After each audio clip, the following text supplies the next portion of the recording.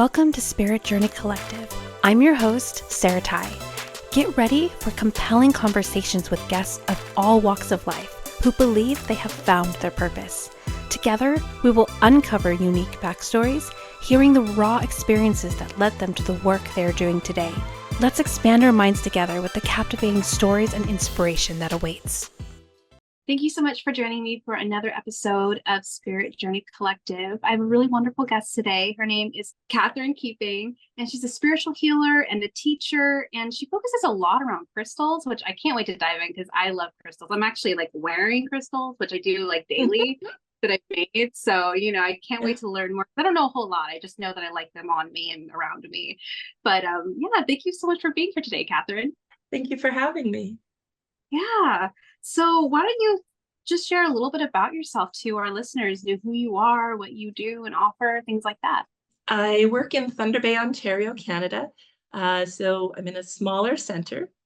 And because of that, there are both challenges and joyful things. So it means I get to go to Thunder Bay Mining Day and talk to geologists and go and mine my own amethyst whenever the ground isn't frozen. And so that's a part of the crystal work and actually being connected to the land.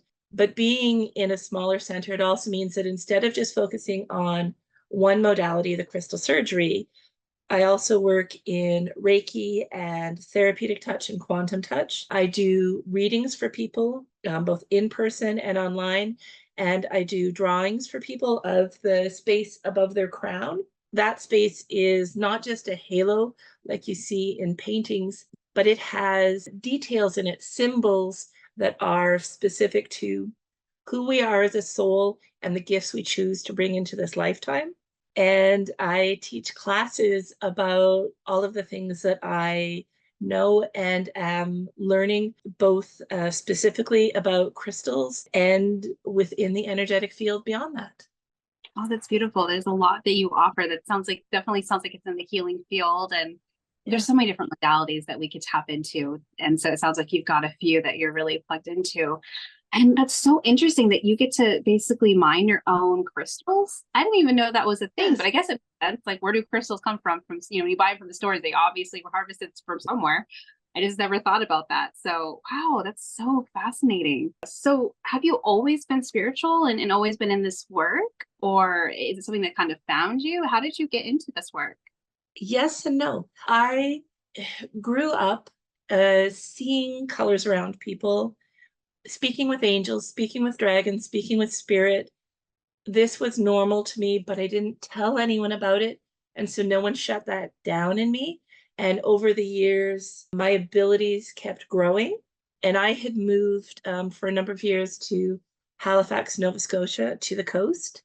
And when I came home, I brought my cat with me, and he became ill. And everything the vet tried wasn't working. So I attended my first class in energy work, actually in healing touch, because that was the modality that was popular at the time. And in the very first minutes of the class, I learned that how I had perceived the world my entire life was different than the majority of people around me. And my career path started to change. So at that point, I was working as a stage manager in theaters across Canada, the US, and Japan. But in those first few moments of class, the teacher had us run our hands through someone's field, see what it was that we perceived, and then run your hands again and see if anything had changed. So we did this, and there's about 30 nurses who before me talk about how it was cold, it was soft, it was prickly. They all felt something, and I hadn't. Very dramatically in my head, I'm like, oh, I screwed it up. My cat's gonna die. And so they get to me, and I didn't know how to lie about it. So I could only tell the truth and say, when I ran my hands to their field, here's the pattern and here's the colors that I perceived. When you asked us to pause, an angel put their hand on my shoulder. They told me what to do. I did that. The colors came into alignment, and now she's glowing and her field is this big. There's this huge pause in the classroom. And again, this dramatic voice in me is, oh, my cat's going to die. I've done it wrong. And the teacher pauses and says, Catherine just perceives things differently. And I didn't realize until that moment that not everyone saw angels and colors and the vastness of this world. And it took me many months to grow from that to an ability to feel energy as well, and to grow my other intuitive gifts, because now I was focusing on what else existed. And so in between theater contracts, I started to grow the rest of the work that I now do. Wow, so that's fascinating. So this whole time you had these extra gifts, but you didn't quite know that they were only yours. That you didn't realize that no one else really see things the way that you, or most people weren't able to see the things that you could. One of the classes that I teach is about seeing and perceiving energy, because I want other people to be able to do what I can do. So I would love to kind of like segue this a little bit, because my daughter just recently told me that she can see lights in people. So I've been told, I mean, I've had random people come up and say, hey, do you know she's really gifted? And I mean, when she was a baby, there was a couple times where she definitely saw, I could tell she picked up on like spirits, you know, which most kids I think are really sensitive to that sort of thing. But I'm talking like baby, couldn't even speak. It was just the circumstances that I was able to kind of put two and two together. But I haven't seen anything like that since then. And she's an Aries, fiery sign, so she's always up, go, go, go. And I'm a Cancer, so I like to feel into things. So because we experience things differently, for a long time, I thought, well, she's not really moving slow enough to like, you know, feel into things, because that's just how I do it. You know what I mean? Without realizing that, you know, well, no, you can perceive these things in different aspects, right? Yeah. And it was super interesting. She very recently said to me, so random. I was putting her to bed, and what we were talking about, she's saying it was her job to make other people happy. And I'm really big on boundaries. So I was trying to like explain to her that like, well, you have to make yourself happy first. You got to take care of you first, you know, and it's not your responsibility to carry the weight of the world. You know, she's only 7, almost 8. So she's super young.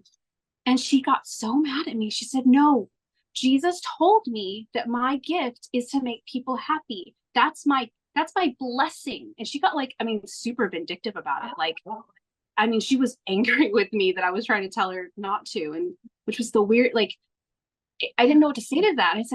She said, Jesus talks to me. And I said, oh, okay. When did he give you this gift? And she said, when I was born. He said, that was my blessing. And that's what I'm supposed to do here. And I remember him telling me that. Yeah. And so, and then through that, she started talking about how she sees lights in people, different colors. And I said, you see lights in people? And she said, yeah. And then she started telling me, she said, yellow, when they're bright yellow, they're really happy. When they're blue, she said, they're not so happy. And those are the ones that I want to make turn yellow. And she said, the red ones are the ones that I can't do anything for, but I want to help them too. And, you know, so and this is very recent. Oh my gosh, I never knew, you know, so now I'm trying to like talk to her about it and, you know, bring it up slowly, because I don't really know how to approach that. It's just something that's never come up. I'm just out of curiosity from someone who grew up with that, because that's not something that I'm very intuitive. I feel into things, but it's not, and I'm still like waking up to a lot more things, but mostly it's just an intuitive feeling that I get. It's not, I don't get the visuals. So I don't really know how to approach this. What would you recommend for something like that? Or like, how would you recommend I connect with her over it? The thing that I didn't know as a child that I wish someone had told me was that I could ask questions. So as I've grown over the years, I see not just one color, but 12 layers of color in the field. The wings that are connected to a person at their spine, and the Kundalini wings at the base of their spine, their chakras, their inner self, their higher self, their divine blueprint, all of these layers. And what I didn't know as a child was that, let's say right out here, I see orange in a person, but right here, I'm seeing yellow. I can ask that color, what does that color mean for that person today? Because what you're going to find in the books, whether it's Dora Kuntz or you're looking at the Hands of Light books, is that that person made sure the drawings were as accurate as they could be based on what they knew the day the drawing was made. But every person's perception changes over time. So how I see you today and how I see you tomorrow, because I grew a bit in between, is going to change. And so to encourage her to be asking the colors every chance she gets, what does that color mean for that person today? And to also know that her being able to see colors that speak to that person being in a darker place is something that is going to make her world safer, because she's going to know which people to avoid and which people are safe to be around. Thank you. Thank you. That's a good place to start. It's just letting her know that she has the curiosity and she's allowed to ask questions, and not just, I want her to also know she can talk to me, but she can ask the colors herself and feel into it. And I love that because it helps her kind of plug more into her own discernment, right? And Yes. that's super important because like as a tarot reader, that's one thing that was hard for me. And before I started doing this professionally, was there's so many different interpretations for one card. And Yes. what I've had to learn, especially the more I've done this professionally, is that it, I mean, a lot of my interpretations do have like a base line that's similar to like the traditional, but some of them are totally off, but that's just how it speaks to me. And so it's learning how to listen to your intuition and listen to the messages, even if it's not the traditional or by the book, because it's, we, like you, to your point, we all perceive things differently. We all have gifts and different lenses that we view from. And so it's not always going to be like she could pick up a book on chakras and then think, oh, I'm doing it wrong or something, when she's not. That's just how Oh, she's perceiving it. yeah. And part of that is a little bit more challenging right now in time, because if you look at a book in relation to chakras from a Tibetan or a Buddhist culture, there's a certain set of colors. If you look at a North American perspective, there's a certain set of colors. But almost 2 years ago, um, humanity received a bit of a push so that we have the ability to access six-dimensional energies. And if you've started doing the work to do that, you don't have Tibetan colors, you don't have North American colors.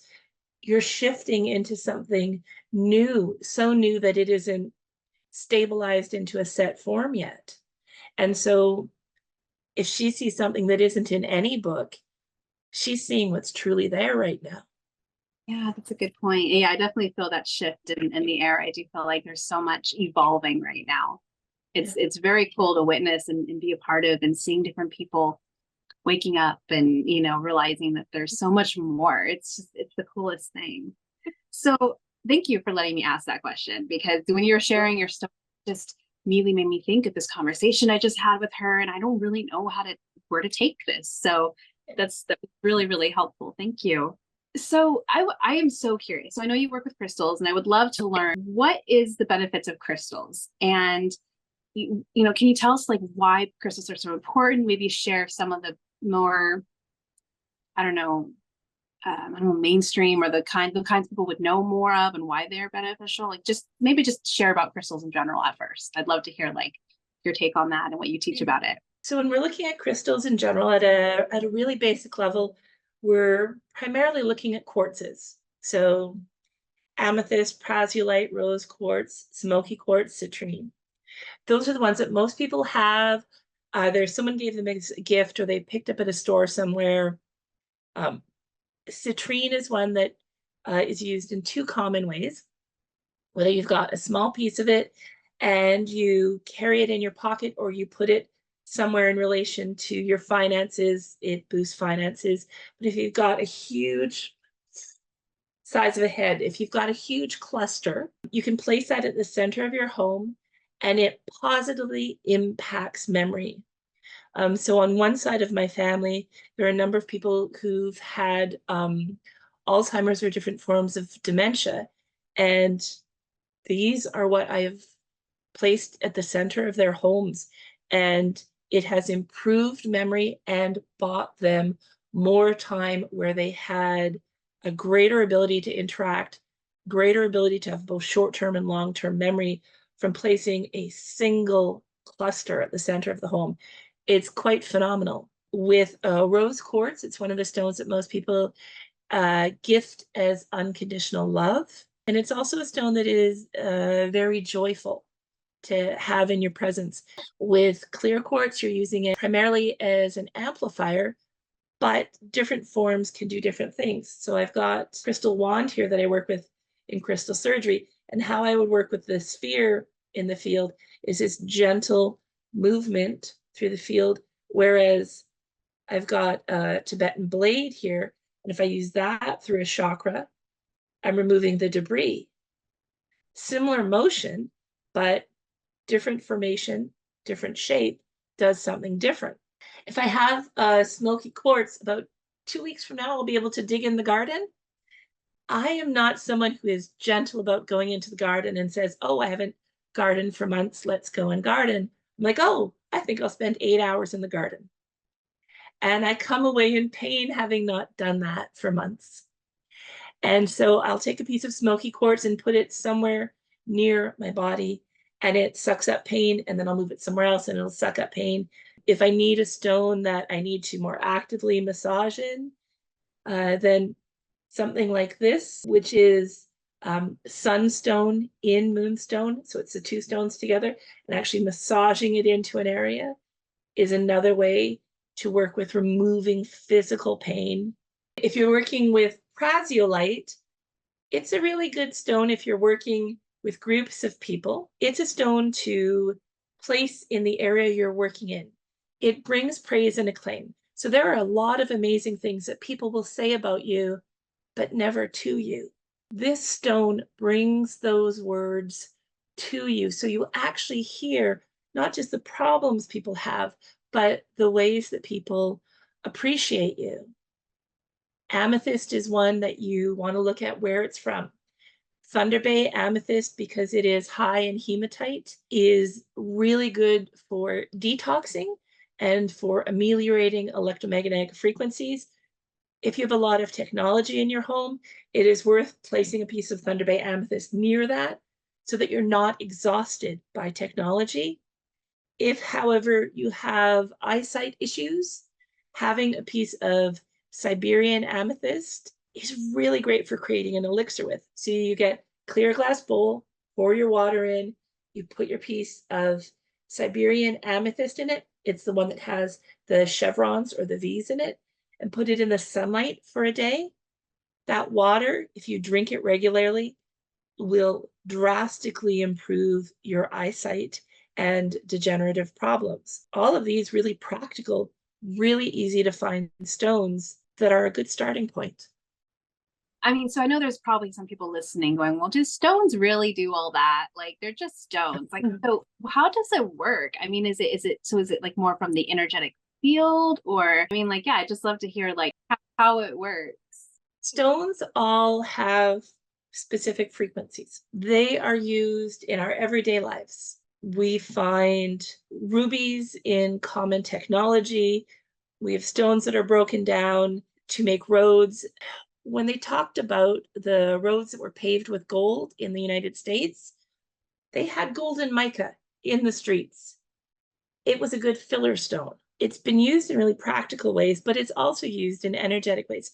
And one of the things that happened relatively recently is a woman named Melody started looking at stones and not looking at what are the stories that are shared, but what is repeatable. So if I tell you that orange calcite hearts, if you've got the right shape and you've got a higher frequency orange calcite, balances a person emotionally, she would look at that and go, is this repeatable? So if I use the same stone in the same way with a minimum of 3 people, a minimum of 3 times, do I get the same result? If that is true, she'd write it down in pencil.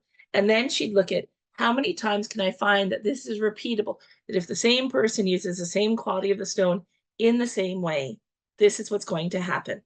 And she started off with a series of smaller books and then ended up writing an encyclopedia. And her work and her teachings impacted everything that followed.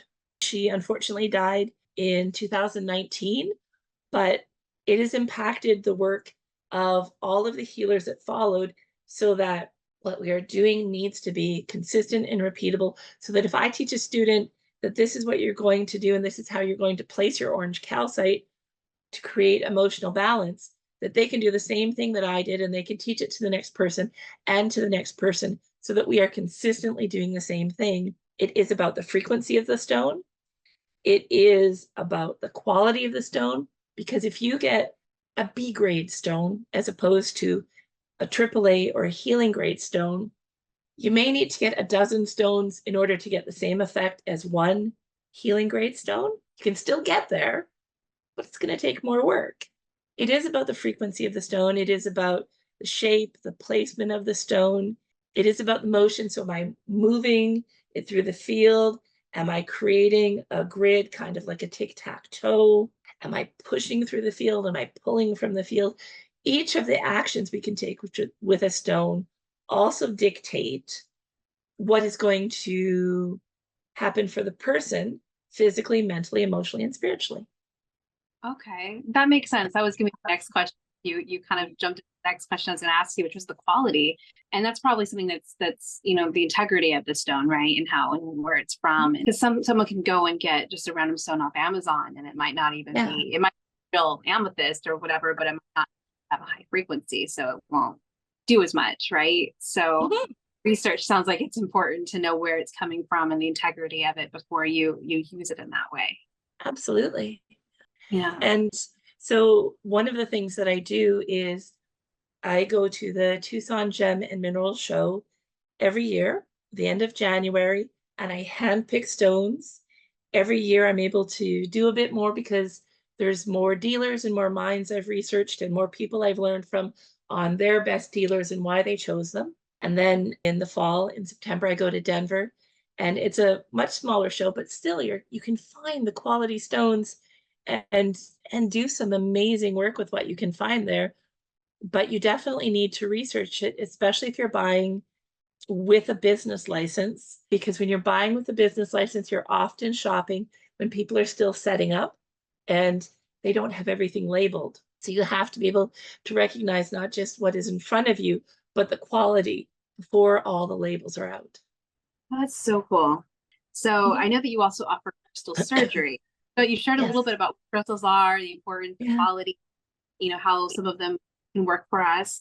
So what is crystal surgery? Because I will tell you, that's something that I've never heard of. Crystal surgery is a modality that was both channeled, created by a woman named Vivian Chapra. She's originally from South Africa and now lives in Cincinnati. It is a way of healing physically, mentally, emotionally, and spiritually. It uses crystals in the field, on the physical body, beneath the body. It is a way of working with crystals that is consistent and repeatable. She offers within her text both, here's the stones you need, and here are the alternate stones. And it matters to have that because year by year, things change on the market as to which stones are available. So this year, zincite and green apophyllite were really hard to get. So in order to teach certain techniques, I need to look to what are the alternate stones so that I can do this work. Crystal surgery is the highest level of crystal healing work that I know in the world at this point in time. It works not just with the individual crystals, but it works with the wands, and it gives you guidance of, if you find a stone that isn't in the text, now what do you do? So these don't look like much, but they're kind of amazing. They're called Lonsdaleite diamonds. They are debris from a meteorite, and a number of us hadn't seen them at any of the shows before. And I've been going for 9 years now, hadn't seen them before. As we discovered the dealers at the show this year in Tucson, we all brought some home and then brought some more home and then brought some more home. There were a lot in the Airbnb. And each night, because we'd learned how to experiment with them, would look at, if I work with these two together, what do I do? If I work with one on its own, what do I do? If I combine it with other stones, what do I do? So that I can, again, do something that is consistent and repeatable. And even though it's not in the crystal surgery text, I've learned from crystal surgery how to create a technique that is consistent and repeatable. That's part of evolution, right? Is when you also tap into, you take what you've learned and then you tap into the evolution of your own gifts, right? So it does evolve into its own thing. It's time to take a short break from our wonderful speaker. Are you in the need of guidance around love, career, family, life, or purpose? Embark on a spiritual journey inward with an intuitive tarot reading. Depending on what you're needing and looking for, I offer private one-on-one sessions as well as personalized email readings. It doesn't matter what the question is. A reading with me provides connection with your higher self, offering curated personal messages, or what I like to refer to as spiritual roadmaps, guiding you to the future outcome you desire. Readings are insightful and affordable. If you'd like more information or to schedule a reading with me, please see the link below. So I have another question that I don't know if it's silly or not, but when you're, it sounds like you have a lot of different shows, collect new crystals and things like that. Do crystals ever run out of what they offer or get like used up? It's not that they get used up, but they can get full or tired. So if you think of a crystal like a beautiful clear glass of water, you're doing a bunch of work with it, so you're putting a little bit of dirt in. Then they have some big stuff, big emotions coming out of them that are ready to be released. So now you're pouring a whole scoopful of dirt in. And now they're releasing some trauma. So now you're putting rocks in, and mud is starting to flow out of this glass. You need to clear that the same way you would clear a crystal. So in crystal surgery, we work with clearing in a couple of different ways. Whether it is that you are pinching light from your hand into the stone, so it's running and beaming through the stone, blowing light across it, or if you have a geode, you can hold this in a geode and the geode will clear the stone. Within Melody's book, she lists, I believe it's 37 stones that never need clearing. However, if you don't have the list memorized, you clear the stone whenever you feel you've done significant work or the stone starts to feel different. It feels slippery or it feels heavy, or in some way it feels like it's not doing the work. That makes sense. As you're sharing, about the different crystals and everything, I was thinking, I wonder if part of that is just realizing that one stone just isn't doing the same amount of work. So you get another one to kind of take hold or replace it or be in like a substitute, Yeah, and if you're looking for a substitute, one of the stones that Melody refers to is smithsonite, smithsonite. It is the only stone known to be completely programmable. So whether you need a specific formation, a specific grade, specific type of stone from a specific place in the world, this is the stone that you get. It is a bumpy or botryoidal stone. It's not really pretty, but you can program it. So essentially you hold it at your heart and you ask it to be something else. You can program it to be anything. Energy work is just so fascinating to me because that's what it is, right? Some things have their own, energy fields that they bring to the table. And that one sounds kind of like a clean slate or like a sponge, maybe. Well, if we were looking for it to be like a sponge, there's two different things we'd use. So my brother works as a truck driver, so he's always taking in different toxins in different ways. So I give him selenite to put under his bed, under the foot of his bed, so that all of those toxins roll off, because otherwise he's coughing all night, doesn't sleep, grumpy bum. Or there's something called common opal.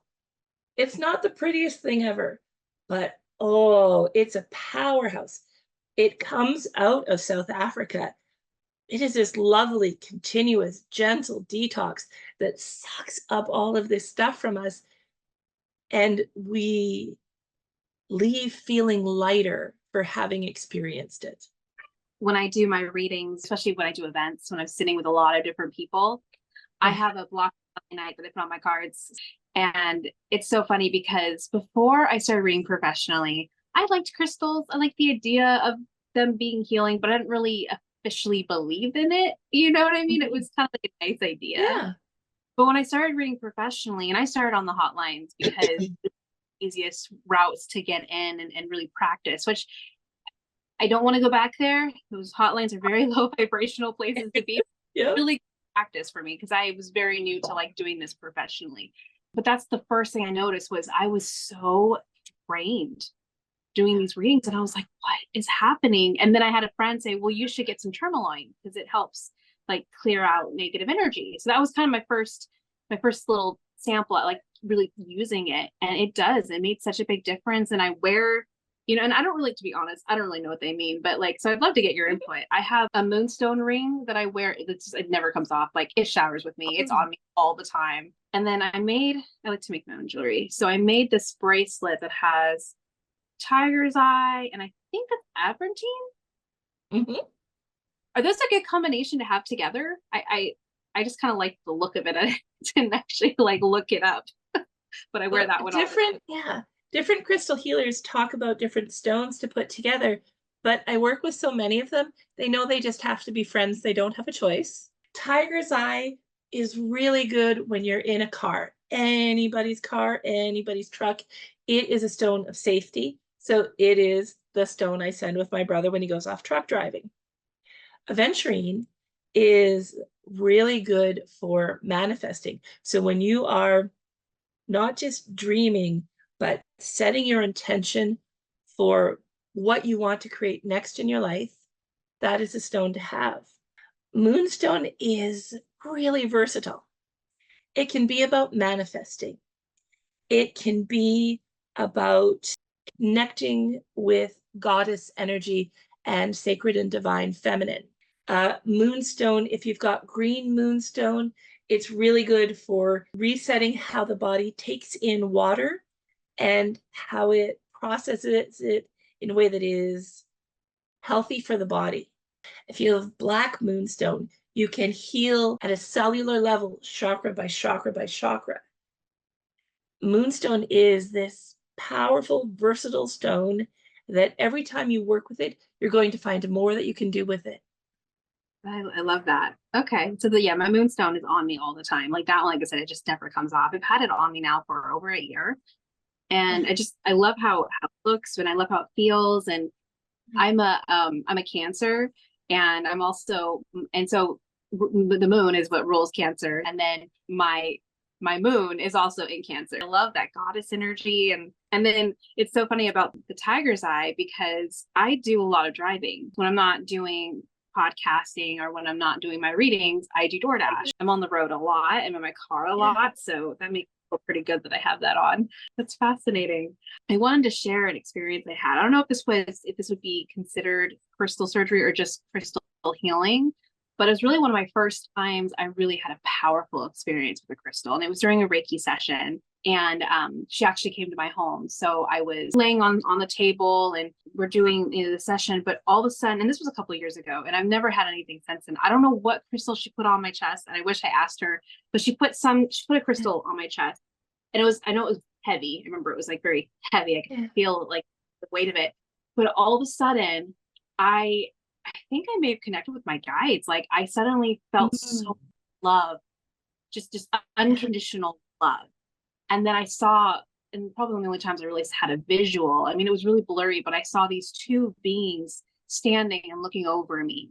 And I just felt so much love, like I was just being held in space. And I remember I started crying, and I don't like to cry, I like to like bottle that up, but I couldn't, I just couldn't help it. I just felt so much love. And again, I wish I knew what crystal it was, but it did something. Maybe my guides, or I don't know what it was. That's exciting. And not everyone sees or hears or feels crystals all the time, but those moments of bigger connection, they can change our lives and what we do. So I live in Northern Ontario. My brother is someone who's a huge impact on my life, but he is a truck driver who hunts, who fishes, who welds, who wears red and black plaid whenever he's not at work. He is both the quintessential guy, has a truck, has a quad, welds, just all that stuff. And he's the best read person I've ever met in my life. And when I started doing all of this work, he would say, that voodoo thing you do. And then he moved into, well, if you wanted to practice on me, I guess you could. And over the years, things have changed because he keeps seeing, when I do work on him with green fluorite, which is an anti-inflammatory stone, his shoulder hurts less. Every time his shoulder hurts less. When I do work on him with shungite, which is a lovely detox stone, he coughs less because of what's happening. And so things have been consistent in how they change in him.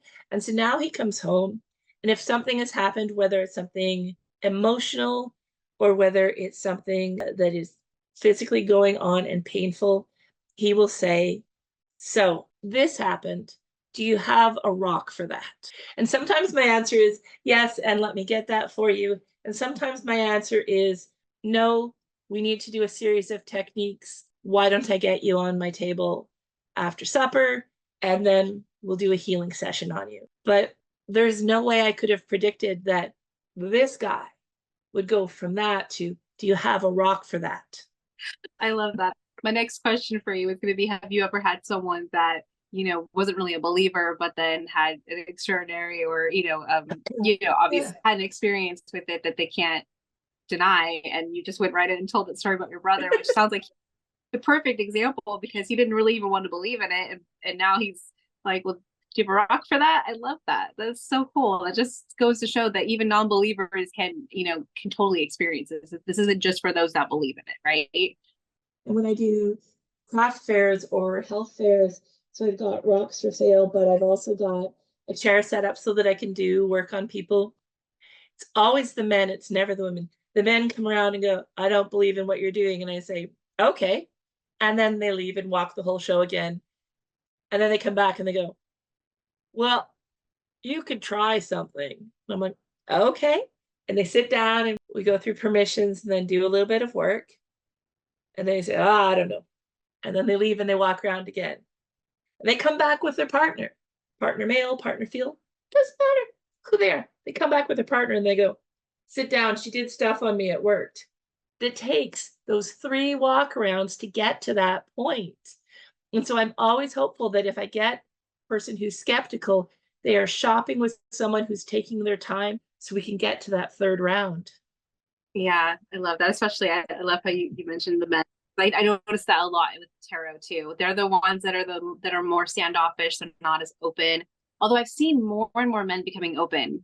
I think that's part of the shift that's happening. I'm seeing more and more men actually coming, understanding the process without even, me having to like explain it. But, I have definitely experienced that. Like, what was it? Kind of a funny short story, but I just did an event for the same family. They hired me for a Mardi Gras event earlier this year, and then everyone really me and enjoyed me and all that stuff. So they wanted me back for a 16th birthday party. I was honored for. I was like, oh, cool. And so I got to be the 16th birthday party. Well, the dad of the 16-year-old, he never got a reading with me. She's like, it's just personal preference. I'm not interested. Someone in the family was sitting out there, and he's like, oh, you should get a reading with her. And he's like, I did get a reading with her. She didn't tell me nothing good last time. And I felt kind of funny about that. Like, oh, then the dad walked in. So then the guy, after the other guy walked away, and who already said it wasn't for him and it wasn't his preference, whatever, after he leaves, then this other guy goes, but you know what? I was having a bad mood that day. I was just in a bad mood. And really all you did was tell me that I had to get off my butt and do something, which honestly true. I was just sitting and watching TV all day. And so I've actually started taking what you said, and I was actually pretty happy with what you told me. It was what I needed to hear. And I'm like, why couldn't you have said that when the guy was out here? Like the other one, maybe he would have gotten one too. You know what I mean? Yeah. His initial response was like, she didn't tell me nothing good. And then afterwards, he's like, but actually, which was still, validating though. It's just men they're so protective of of admitting to these sorts of things. It's just, it cracks me. I remember I had 2 different separate occasions, 2 different men who I did readings for at like farmers markets. And it was the funniest because, so they paid me for the reading, right? And I did the reading, and both of them were almost, they're different men, but they had very similar like demeanors. They're like, I don't get it. I don't get it. But here's a $20 tip. Well, something must have landed, right? Like maybe, but it's just, I think some of them just don't know how to acknowledge it. There's just that macho like man type thing where maybe I touched on something, obviously, but Yeah. because I don't know why else they would tip me that much more, if it didn't land. So I just think that there's different, there's level of awareness. And I think some men are just they're still stuck in that, like, I have to be a manly man, I can't show anything. And then there's more men that are starting to get more in touch with their divine feminine, right? And are more open sort of work. And it's just there's a blend, but I do see more and more men being open to this work, and it's really cool to see, because when I first started this work like 3 years ago professionally, it was harder. It was mostly women, and now I'm seeing it kind of shifting, and I'm seeing more men, which is actually pretty cool. And I find when I teach in different parts of Canada, the relationship of men to women is vastly different. So I was at an event on Monday night where there were two women and everyone else there attending was a man. And I was like, oh, well, this is different and unexpected. Whereas if I go to the province next to me, to Manitoba, it's going to be 50-50. The majority of classes that I teach locally in Northern Ontario, if there's a man that shows up, we all go, well, are you in the right place? Because it's that unexpected that he's like, are you dropping someone off? Did they forget something? Oh, you're actually here on purpose. Okay, welcome. This is lovely that you're here. But the dynamic changes place to place as to how many people of male, female, non-binary, and everything in between are going to be showing up. Yeah, that's fascinating. From here, because I'm looking at the time, and gosh, it's been such a great conversation so far. So of course, time is just flying by. That just seems to always happen. I would love to shift to what I like to call synchronicity story time. I do feel like we've definitely touched on lots of synchronistic things already, just in the work that you do and everything. But do you have any other synchronicity stories up your sleeve that let's see, like either the universe letting you're right where you're supposed to be, or maybe some cool story of like healing with your crystals, or anything really that's kind of positive paranormal? Do you have anything like that you could share? Sort of. I've volunteered with Hospice Northwest and I've worked with various clients, and I'm used to that the moment a person dies, whether I know them as a family member or I know them in some other way, that they immediately show up. Their body is gone, they're right there, we're talking, they've already crossed over, all is good in the world, or they're stuck and they need some help, and I help their spirit to cross over and all is good in the world. And 2013, my mom had cancer and something happened that changed my life. We had, for not that many years, been talking about all of the things that I did and I saw, and there are many things I could teach her, but many things that I couldn't. And so I started changing my business around, how do I teach because of the things that she can't see, hear, feel, sense, know? How do I grow how I teach so that more people can have access to their intuitive gifts? And when she died, it was 3 weeks before I saw her. I had no idea what it was like not to see someone. I had no idea what it was like to feel that loss. And her death gave me this range of compassion for people who had lost someone, and this range of compassion for people who were in spirit and not yet able to connect with the person that they loved. That as much as I would rather have her here, she continues to teach me from the other side, both by the times that she shows up and by the times that she doesn't, so that I can learn another perspective. And so I feel quite blessed, both by the lifetime I had with her and by what she's teaching me from the other side. Oh, that's so beautiful.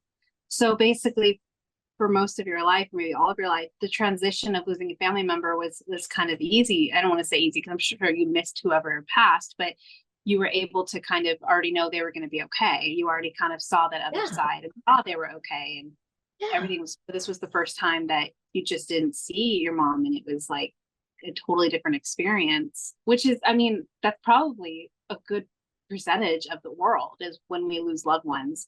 There's only a few that either are gifted and they know it's coming, or, you know, they have that paranormal experience they can't explain, you know, where people have suddenly their relative that passed will show up and tell them goodbye.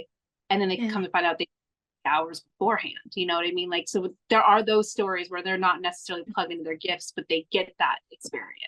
But I think it's safe to say the majority of people have never had that, you know? And so that, in a way, that was like a huge, beautiful gift for you, because as a teacher, it helps you understand where other people are coming from when they are trying to reach spirit, but they've never connected with it.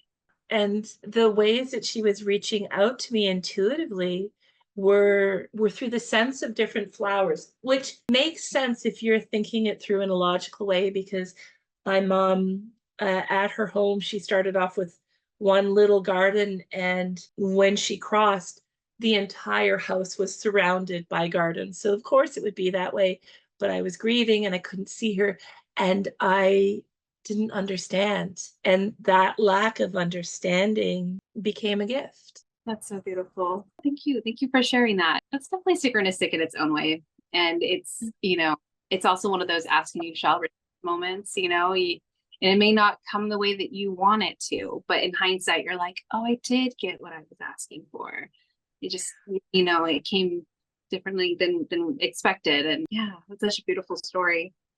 So my final question that I like to ask everyone is, do you believe, and actually I'm really curious about your answer, because you see the world in a different way. You're able to see the energies and see different realms and all this stuff. Do you believe that we all have a purpose or mission here on this earth? I believe we have three purposes here. First, on earth, we can experience love and compassion in a way that cannot be experienced anywhere else in the universe. So beings line up at the pillars of creation to ask permission to be here on earth. So you can find the pillars of creation if you look at Hubble telescope images. It's in the Eagle Nebula. They line up there to ask for permission to be born here on earth. So that's first thing. Second thing, we've known since Mayan times that infinity is expanding, and our ability to connect to that sphere that is infinity is something that we can do with a simple intention or with guided meditations and big work, but the simple intention can be a part of it. And it is something that we are here to be a part of, and that we are here to expand our abundance, our gifts, our teachings through that ever expanding infinity, that now it's not just holistically that we're talking about it, but that science is talking about it. So love and compassion and infinity. And the third reason that we're here, the third purpose, is something that we came here to both learn and to teach. And if a person looks at or senses or learns or hears the color of their guardian angel's wings, they can, from the point of that color, learn what did you come here to learn and to teach, because it's both sides of the coin. So what they can do is they can either look clairvoyantly at themselves in the mirror if they're able to see, or they could sit in meditation and talk to their guardian angel and see what color they see, hear, feel, sense, or know. They can do automatic writing in connection to their guardian angel. So many options to find what is the color of my guardian angel's wings, and then start asking, what does that color mean for me? So you know that third purpose that you're here for. That is such a unique answer. I love that. At least two of those answers. Well, one of those answers definitely never been heard before, but you explain them all in different ways that I've not heard yet. Like, so very unique view all around. I love the first one about love and compassion. I have heard time and time again how Earth is one of the most difficult places to be and live. It's a very, because we're in the 3D, right? It's just very like heavy, but through that is where you do learn love and compassion. You have two choices. You can either the pain take over and run your life, or you can lean into love and compassion, which is the goal. and rise above the pain and use the pain as a way to, grow and evolve. So I love that though, because I 100% agree. There's a saying that I love too, Paul, that says, I don't know where it came from. I heard it on the podcast, but it says, love is the answer. Now, what was the question? Oh, that's marvelous. Yeah, which is just beautiful, because I think that that's really what it comes down to, is that's one of our purposes, is loving each other and having compassion and not judging. And we're all here together. No one's better or lesser than the other. So we might as well love and connect. And then the infinity piece, that one I've never heard before, but it makes sense. I mean, again, like we've talked about, I feel like that's kind of speaking to the shift that we're in, where we're shifting more into this idea of abundance than I think more people are realizing they have control over their own abundance, when before we were told it was something that was out of our control. And we're starting to realize, like, is that true? And then your final answer with the teaching and the learning. I love that too, because I love the saying, we teach what we most need to learn. And it really goes side by side, is whatever you're learning, like, for instance, tapping into your gifts. Well, most people, and I've seen this again, like this play out, people who find their gifts, they learn, and they usually recycle their gifts. Recycle as in, like, they are in service to others. So they use their gifts, they learn others.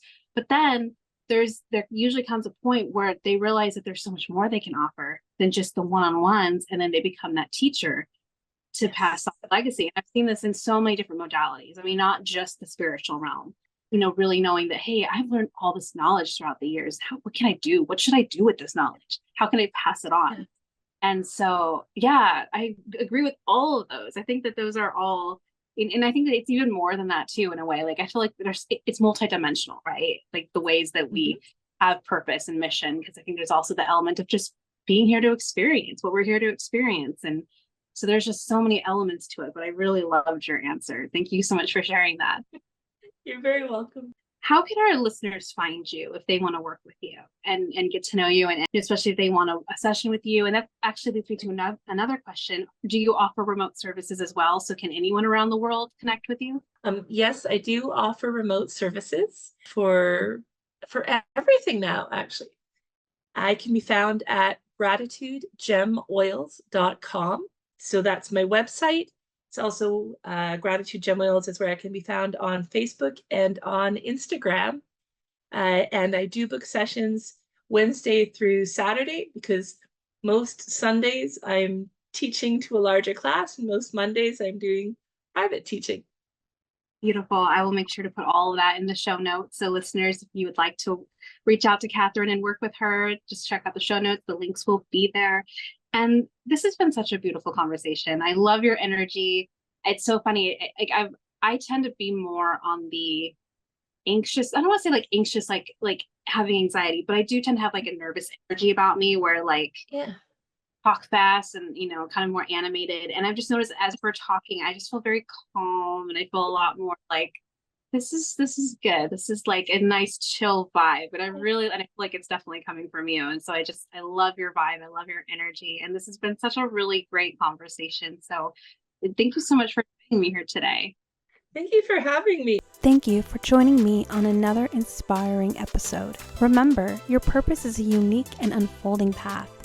I hope these conversations have ignited a spark within you. Until next time, keep exploring, growing, and embracing the beautiful adventure of connecting with your purpose. Stay tuned for more meaningful conversations. If you're wanting more, consider joining our free Facebook community called Spirit Journey Collective, your haven for spiritual exploration and personal growth. Dive into a supportive community where sharing spiritual experiences is encouraged. Unlock the power of intuition, embark on a journey of self-discovery, and connect with like-minded souls. If this sounds like a community you'd love to plug into, the link is in the show notes below. If you enjoyed the episode today, don't forget to like, share, and subscribe. And thank you for joining me on this journey.